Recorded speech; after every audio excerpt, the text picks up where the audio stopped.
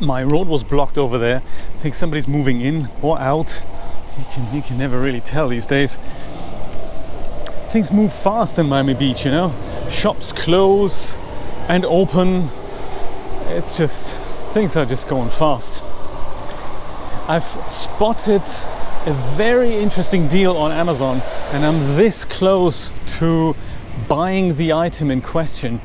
I'm just not entirely sure if it's the right decision to do or not. So I thought I'm gonna share my thoughts with you on a new iPad I'm thinking of buying. So my iPad is vintage 2012. It was once called the new iPad. That's how they sold it. It was technically the third generation of the iPad, and it was the first one that had a Retina display. So the iPad came out, the first iPad came out in 2010. The next one 9 months later, that was the iPad 2, and that was followed about a year later also by the new iPad. And that was the one that was literally looked exactly like the iPad 2, had a slightly larger battery but had a Retina display. And it's based on, I think, an A5 processor, and it stuck on iOS 9. Basically that's the latest operating system it can do. iOS 13 is around the corner, so it is literally 4 years out of date, hasn't seen a software upgrade in 4 years. And of course my iPad, the one that I have, has been superseded literally 9 months later by the iPad 4th generation that had an A6 processor, had the Lightning connector. Mine still has a wide connector, and essentially it's not something I can use anymore. It can read PDF documents, but really that's where it ends. I mean, it can probably read the odd email, but when you type letters, it basically takes 5 seconds for them to appear on the screens. There's not really anything that's usable for anything, really. It does play Agent Dash, that's good. And I have an invoice program that I use it for. So when I have to send an invoice to clients, I use something called Quick Sale. And I bought that outright when it was possible to do that. Currently you can't anymore. You can only do that with a subscription model, but thankfully, because I'm one of the old style customers, I'm allowed to, you know, keep it that way, which is really nice. And some programs still support iOS 9, but it's getting less and less, and it's just more of a usability thing these days. I mean, the whole iCloud integration keeps moving forward. They're changing protocol, so markup in notes isn't supported anymore, which wouldn't really be an issue, but to make that jump, Apple had decided to literally freeze the features of a certain software. I don't remember where that was. And then if I now access notes and reminders on my iPad and have upgraded that to the new system so that it works on my iPhone, it looks like the data is no longer in sync.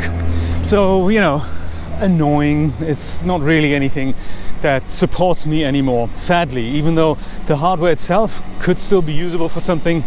I'm just thinking, you know, maybe it's time for something new. And this deal on Amazon, I do tend to go on a bit before I'm actually coming to the point. I do understand. I do apologize for that. So the new iPad is something so Apple sells this thing as the 6th generation iPad. Comes with an A10 processor, and it's, I think, retails at Apple for $329, and on Amazon they have the same version for $249. So iPad faster than my iPhone for $249. Very interesting. That's the Wi-Fi only version, 32 gig of RAM. They also have a 128 gig version for $329 that usually sells for $429 on the Apple Store. But on Amazon, they seem to have that for, you know, a lot less cash. And the reason why I want to buy it, well, I'm thinking about buying is because of queuing sound effects on via the Stream Deck. So that works really well currently via an iOS app that I'm using, and I'm using my regular iPhone for that, and it works really well, but it's limited in regards to how many sound effects are on there. So I've tried using 2 iPhones, which I still have. I mean, I have another small iPhone, the iPhone 5S, so I can use one Stream Deck on there. I've got my regular Stream Deck, like the physical device, and then I've got another one which is my regular iPhone 6S Plus, and they all work side by side, which is great. So they can cue anything from video animations to cut to scenes and anything and everything. But the iPad version, which requires iOS 12, is just larger, so there's more buttons that I can use, and that's something I'm interested in addition to, you know, just using a regular iOS device for iPad-y things anymore, which I tend not to do anymore because my current iPad is just not capable of doing that. So I was thinking, the extra large version of the Stream Deck, they've got one that has forgot how 30 buttons or something, so, or even more buttons. It's a very nice device that costs $250, and that's a USB plug that you need to pop into your computer and then use it. But with the iPad costing essentially the same money, it's more versatile, and I was thinking, well, that is something I might consider.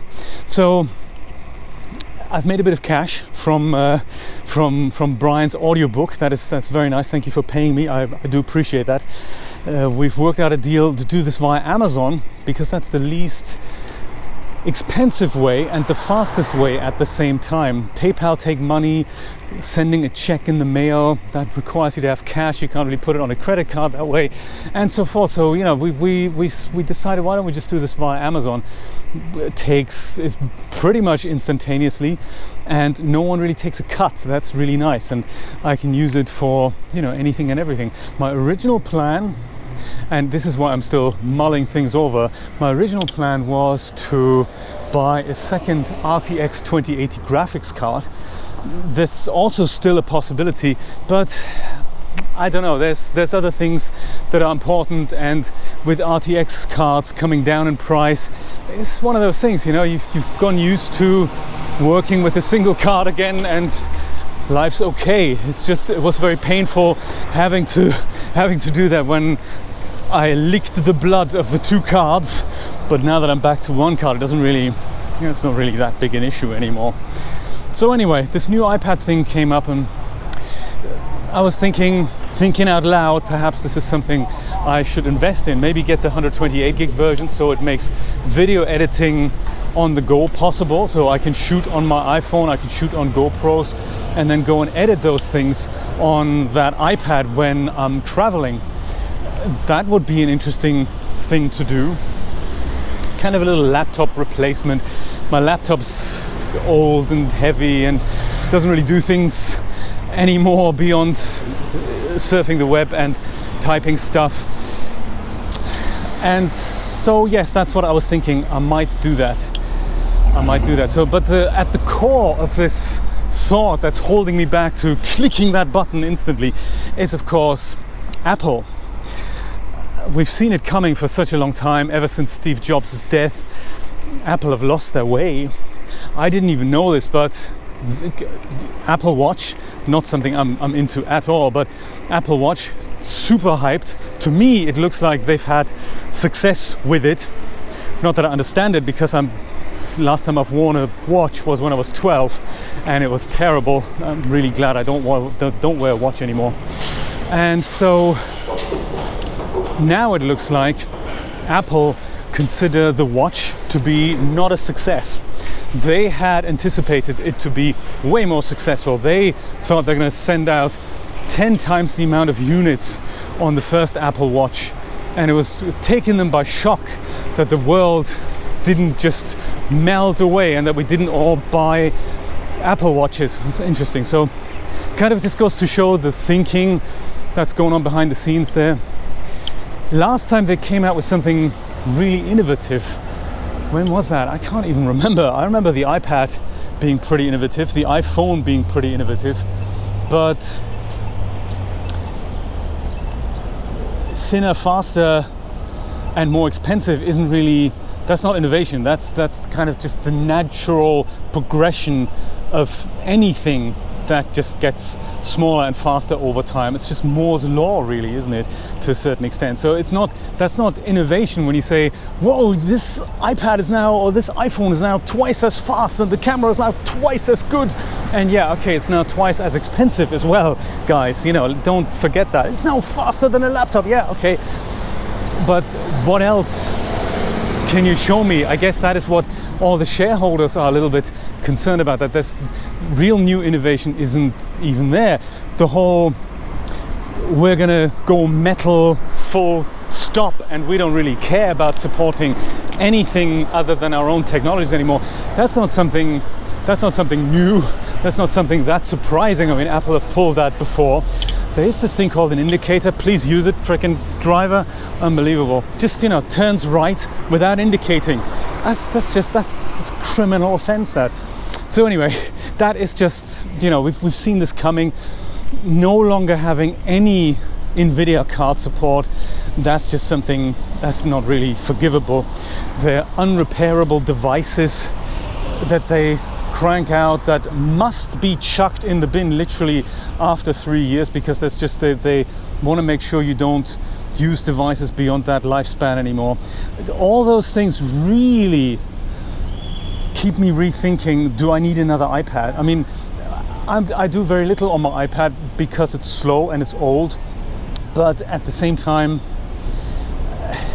ever since I had my large phone that now kind of fills that gap in between a small phone and a large tablet device, my phone's kind of in the middle. I do more things on my phone now. I use my phone for work. I'll use it now for 6 hours straight to do my job. Yes, it's one of those things. I'm just not entirely sure if a new iPad is the answer. It would be great for the sound effects for my streams. That is certainly cool, and I do like the way that Elgato have integrated their Stream Deck software on iOS. That is marvelous. It's wireless, it's more versatile. It would allow me to edit while I'm on a trip, perhaps. But it's Apple and it'll tie me in. I'm not ready to even look at Android devices because the ones that I've used in the past, I'm just not going to do that again. I'm sure it's all about software and hardware and things that moving forward, but I just don't have that kind of cash. Most of my, I just don't have the cash to experiment with that.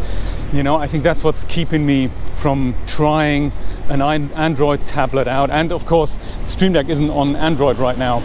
It's on some other device and on iOS, and it's on the regular Stream Deck device. But if for the same money I can have something that is more versatile technology, maybe I should do that.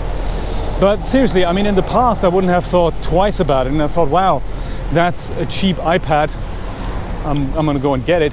But these days I'm thinking very, very carefully about it. Not to mention the fact that they're selling essentially the same device, this iPad 6th generation, for that amount of money.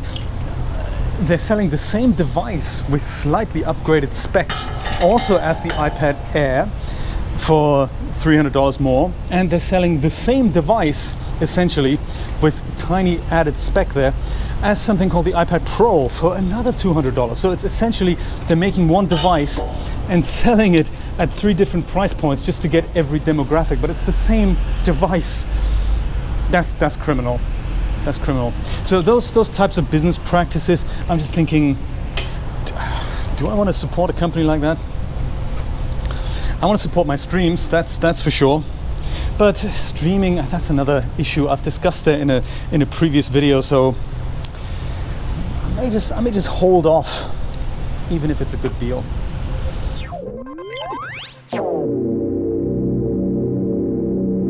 It's funny how sometimes decisions are just being made for us every once in a while, isn't it? So on my lunch break earlier, speaking about this iPad idea, I had a look if that deal that I told you about was still available. $329 for the 128 gig version. No. So it's gone, and some other sellers are still offering it, but Amazon does not. I remember when I checked it the other day, it was kind of, you know, order now, it'll be in stock at a later date, and it looks like it's not in stock, and Amazon aren't actually selling it. The $249 version for the 32 gig version, that is still available, iPad 6th generation. But yeah, so it's interesting that either I'm really meant to buy the cheapest thing, the cheapest deal I can ever get, which, you know, will mean 32 gigabytes. That also means it'll be tight on video editing, or I'm just not going to buy. I'm just not meant to buy this thing. Interesting, isn't it?